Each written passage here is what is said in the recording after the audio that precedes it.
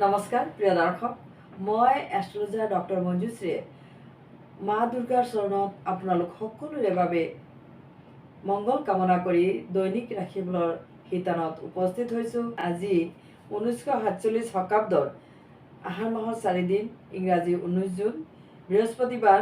আজি কৃষ্ণপক্ষৰ অষ্টমী তিথি। আজিৰ দিনটোত যিসকল জাতক জাতিকাই জন্মগ্ৰহণ কৰিব তেওঁলোকৰ মীন ৰাশি, বিপ্ৰবৰ্ণ, নৰগণ, অষ্টোত্তৰী, শুক্ৰ আৰু বিংশোত্তৰী শনিৰ দশা।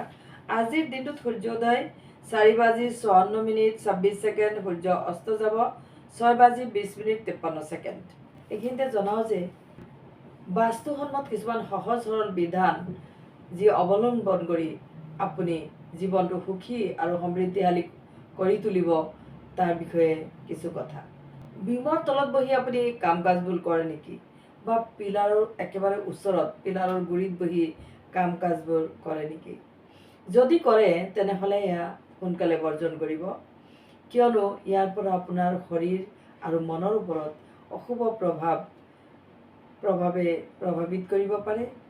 আৰু বিমে সম্পূৰ্ণ ঘৰখনৰ নেতিবাচক শক্তিখিনি শুহি লয়।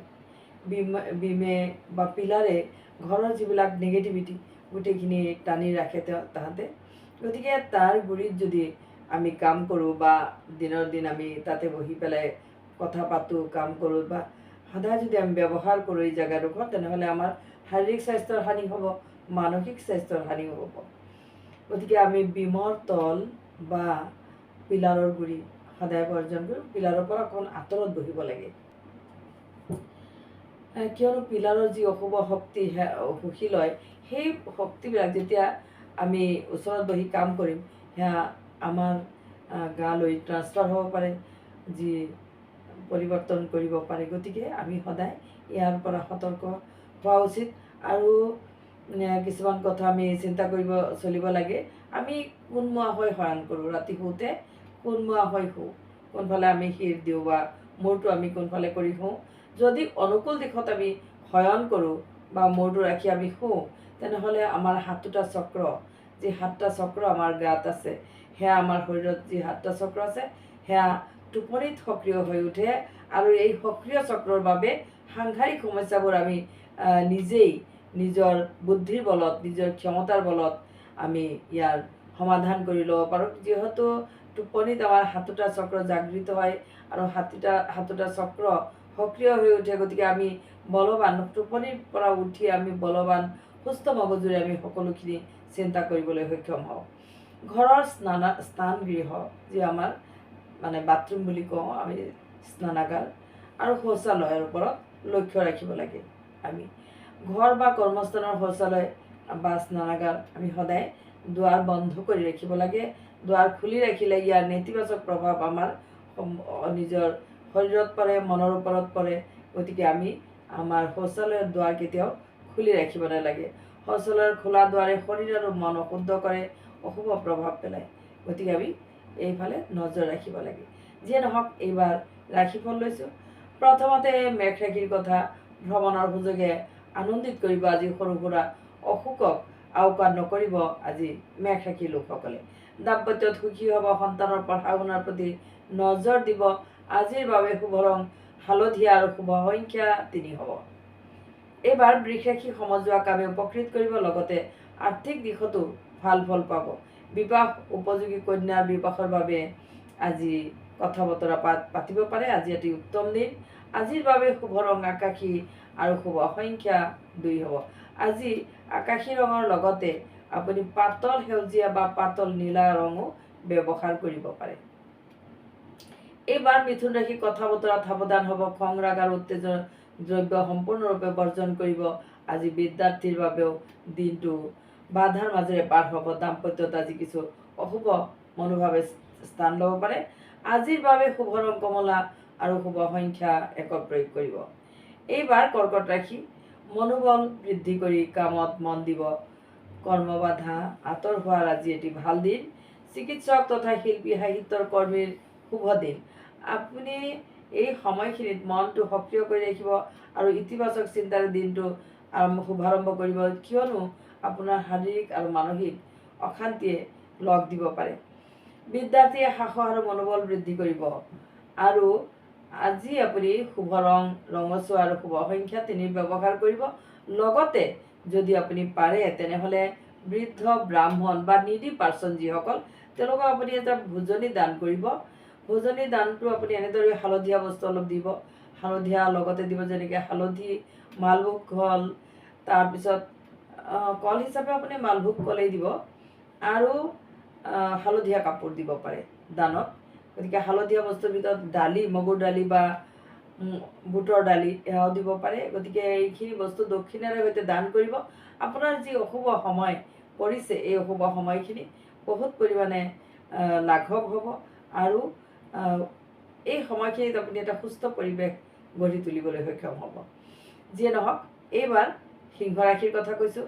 আয়ুপাৰ্জনৰ ভ্ৰমণ শুভ ফলদায়ক হ'ব। যান বাহনৰ চালনাত সতৰ্কতাৰ প্ৰয়োজন আছে। বিদ্যাৰ্থীসকলৰ বাবে আজি শুভ দিন। আজিৰ বাবে শুভ ৰং বেঙুনীয়া আৰু শুভ সংখ্যা 3 হ'ব। এইবাৰ কন্যা ৰাশি, আজি সুসম্পৰ্ক হ'ব পাৰে। আপোনাৰ বৈবাহিক সূত্ৰে যি সম্পৰ্ক তেওঁলোকৰ লগত আজি সুসম্পৰ্কই স্থান ল'ব। শিল্পীসকলে সুনাম অৰ্জন কৰিব পাৰিব। আজি বিদ্যাৰ্থীৰ সৰু সুৰা ভ্ৰমণ হ'ব পাৰে। আজি ভ্ৰমণত সতৰ্ক থাকিব, চুৰি আদিৰো ভয় আছে। সেয়েহে আজি আপুনি সক্ৰিয় হ'ব, আজি আপুনি ইতিবাচক হ'ব আৰু সচেতন থাকিব আজিৰ দিনটোত। আজিৰ শুভ ৰং আপুনি নীলা বা সেউজীয়া বা বগা এনেকুৱা ৰং ব্যৱহাৰ কৰিব, পাতল ৰং ব্যৱহাৰ কৰিব আৰু শুভ সংখ্যা হিচাপে 7 সংখ্যাৰ ব্যৱহাৰ কৰিব। এইবাৰ তুলা ৰাশি, শাৰীৰিক স্বাস্থ্যৰ যত্ন ল'ব। লগতে মাতৃৰ মতবাদক গুৰুত্ব দি দিনটোৰ শুভাৰম্ভ কৰিব। ভ্ৰমণৰ কাৰ্যসূচী হাতত ল'ব পাৰে। বিদ্যা আৰু প্ৰেমত মধ্যমীয়া হ'ব দিনটো। আজি আপুনি সৰু সুৰা ভ্ৰমণৰ আনন্দ দিনটোৰ শেষৰ ভাগত ল'ব পাৰে। আজিৰ শুভ ৰং বগা আৰু শুভ সংখ্যা 2 হ'ব। এইবাৰ বৃশ্চিক ৰাশি, খেলুৱৈ সন্তানে কোনোবা বিশিষ্ট বন্ধুৰ দ্বাৰা অনুপ্ৰাণিত হ'ব। গোপন প্ৰণয়ৰ দ্বাৰা সামাজিক মানৰ হানিও হ'ব। আজি সতৰ্ক হৈ দিনটো শুভাৰম্ভ কৰিব আৰু গোটেই দিনটো পাৰ কৰিব। আজিৰ শুভ ৰং ৰূপালী আৰু শুভ সংখ্যা 3 হ'ব। এইবাৰ ধনু ৰাশি, বন্ধু বৰ্গৰ মাজত জনপ্ৰিয়তা অৰ্জন কৰিবলৈ সক্ষম হ'ব। আজি বন্ধু বৰ্গৰ কোনোবাই আপোনাক বিশেষভাৱে সহায় কৰিব, হয়তো আৰ্থিক হওক বা আপোনাৰ মনোবল দি পেলাই আপোনাক সহায় কৰিব। আত্মবিশ্বাস বৃদ্ধি পাব, কৰ্মক্ষমতা বৃদ্ধি পাব। বিদ্যাৰ্থীসকলে পঢ়া শুনাৰ প্ৰতি মনোযোগ দিব। আজিৰ শুভ ৰং শুভ্ৰ বৰ্ণ আৰু শুভ সংখ্যা 7 প্ৰয়োগ কৰিব। এইবাৰ মকৰ ৰাশি, ঈশ্বৰ প্ৰাৰ্থনাৰে কৰ্মৰ শুভাৰম্ভ কৰিব। লগতে ইতিবাচক মনোবৃত্তি প্ৰয়োগ কৰি সফলতা পাব। চাকৰিয়াল বা উচ্চপদস্থ মহিলাৰ বাবে আজি শুভ দিন। আজিৰ শুভ ৰং গুলপীয়া আৰু শুভ সংখ্যা 7 প্ৰয়োগ কৰিব। এইবাৰ কুম্ভ ৰাশি, এলাহ ত্যাগ কৰি সময়ৰ সদ্ব্যৱহাৰ কৰক। লগতে ইতিবাচক মনোবৃত্তি বৃদ্ধি কৰক। সহকৰ্মীৰ সুপৰামৰ্শই আনন্দ দিব। প্ৰেমত কটু কথা বৰ্জন কৰিব। আজিৰ শুভ ৰং শুভ্ৰ বৰ্ণ আৰু শুভ সংখ্যা 5 ব্যৱহাৰ কৰিব। এইবাৰ ৰাশি চক্ৰৰ শেষৰ ৰাশি মীন ৰাশিৰ কথা কওঁ। গুৰুস্থানীয় লোকৰ পৰামৰ্শত চলিবলৈ যত্ন কৰিব। গঠনমূলক পৰিকল্পনা বাস্তৱত ৰূপায়িত হ'ব। বিদ্যা আৰু বিবাহৰ কথাত দিনটোত সতৰ্ক হৈ থাকিব। আজি শুভ ৰং হিচাপে হালধীয়া ৰং আৰু শুভ সংখ্যা হিচাপে 3 সংখ্যাৰ ব্যৱহাৰ কৰিব। প্ৰিয় দৰ্শক, আজিৰ বাবে প্ৰস্তুত কৰা ৰাশিফল ইমানতে শেষ হ'ল। শেষত আপোনালোকৰ যিকোনো সমস্যাৰ বাবে মোক লগ কৰিব পাৰে। নম্বৰটো কৈছোঁ 9864132108 9864132108। শেষত সকলোৰে কুশল মংগল কামনা কৰি বিদায় ল'লোঁ। ধন্যবাদ।